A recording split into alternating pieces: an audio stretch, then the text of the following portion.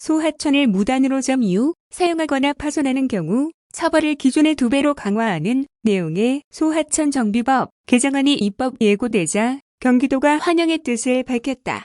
지난해 9월부터 하천이나 계곡 내 불법 시설 철거를 추진해온 경기도의 건의를 정부가 수용한 것이어서 불법 시설 철거는 물론 불법 영업 단속에도 도움이 될 전망이다. 21일 경기도에 따르면 행정안전부는 이날 소하천 구역이나 시설을 무단으로 점유, 사용하거나 파손하는 행위에 대해 1년 이하의 징역형 또는 1천만 원 이하의 벌금형에 처할 수 있도록 한 소하천 정비법 개정을 입법 예고했다. 기존 벌칙은 해당 행위의 경우 6개월 이하 징역 또는 500만 원 이하의 벌금이었다. 개정안은 또 긴급하게 수해 방지 조치가 필요할 경우 통상에드 집행 절차를 거치지 않고 불법 점용물을 제거할 수 있도록 하는 특례 규정도 신설했다. 경기도는 즉시 개정안 입법 예고를 환영한다는 내용의 성명을 발표했다.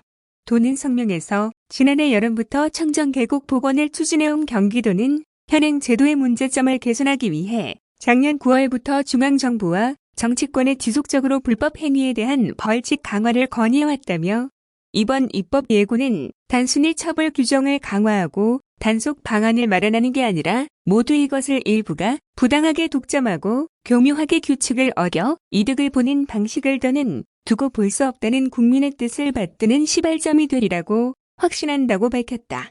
이어 조속히 입법까지 이어지길 기원한다면서 경기도는 국민께 약속한 것처럼 이번 여름 안에 계곡, 하천 정비 사업을 마치도록 최선을 다하고 불법 하천 점유 행위가 완전히 근절되도록 앞으로도 노력하겠다고 덧붙였다.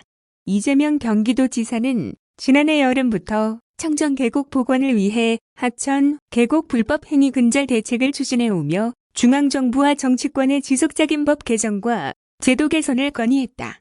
도는 매년 하천, 계곡의 천막과 평상을 설치해 자릿세를 요구하는 불법 영업이 성행하지만 벌금이 미미의 단속에 실효성이 없는 만큼 벌칙을 강화하고 행정대 집행에 적용 특례 조항을 신설해야 한다고 주장해왔다.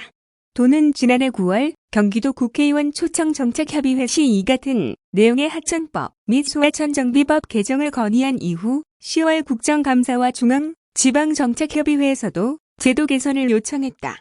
지난해 11월에는 행정위 부지사가 국토부에 방문했고 올해 2월에는 국토부의 하천 점용 제도 개선 정책 포럼에서 의견을 밝혔다. 경기도 관계자는 개정안에서 처벌이 강화되긴 했지만 도는 불법 행위 근절을 위해 그동안 5년 이하 징역 5천만 원 이하 벌금을 건의해왔다며 의견 수렴 기간에 좀 더 강화된 벌칙이 수용될 수 있도록 의견을 다시 제출할 계획이라고 말했다.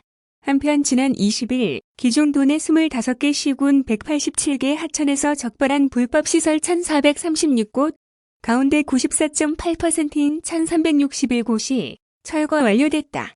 도는 남아있는 불법 시설물에 대해서도 이달 말까지 형사처벌과 행정대 집행 등 강력 조치할 뻥침이다. 다음은 경기도 재난기본소득 관련 뉴스입니다. 경기도 재난기본소득 현장 신청이 지난 20일부터 시작된 가운데 전날에만 43만 명이 신청한 것으로 나타났다. 21일 경기도에 따르면 도는 지난 20일부터 31개 시군 545개 읍면동 행정복지센터와 216개 농협지점, 725개 지역농축협지점에서 경기도 재난기본소득 선불카드 신청 접수를 하고 있다.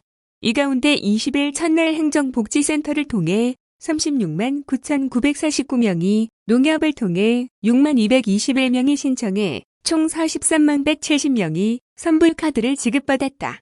경기도 재난기본소득 규모는 430억 1,700만 원이며 시군에서 자체 지급하는 재난기본소득을 포함한 신청 금액은 682억 6,955만 원이다.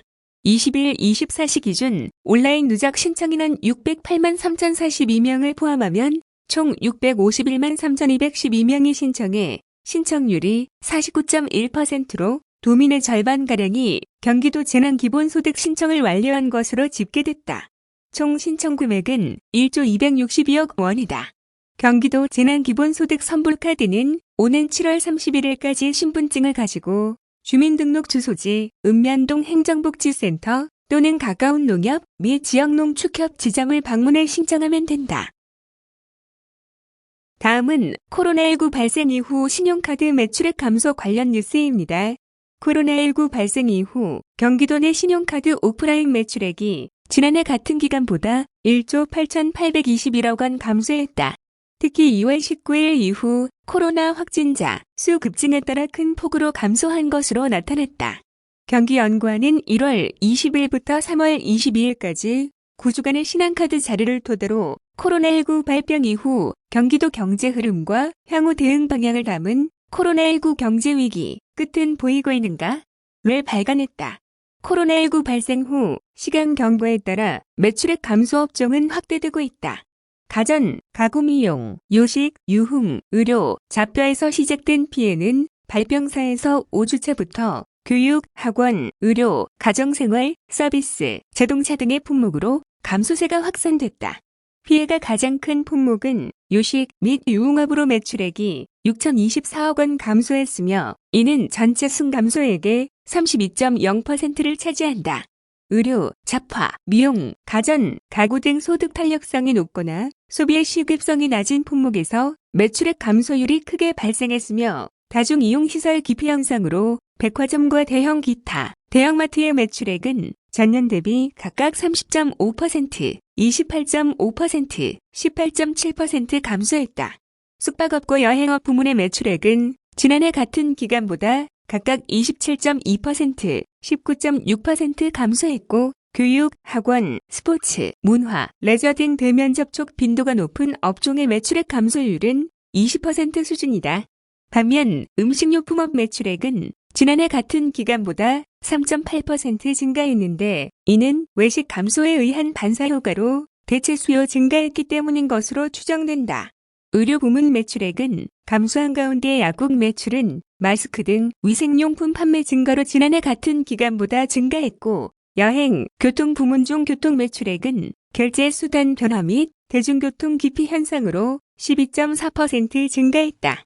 연구를 수행한 김태용 경기연구원 연구위원은 코로나19의 경제적 여파는 수요 공급 부문에 동시다발적으로 작용하고 코로나19 확산이 종식되어도 경제적 어려움은 지속될 전망이라면서 경기 침체에 대한 단기적, 중장기적 대응 방안을 제안했다.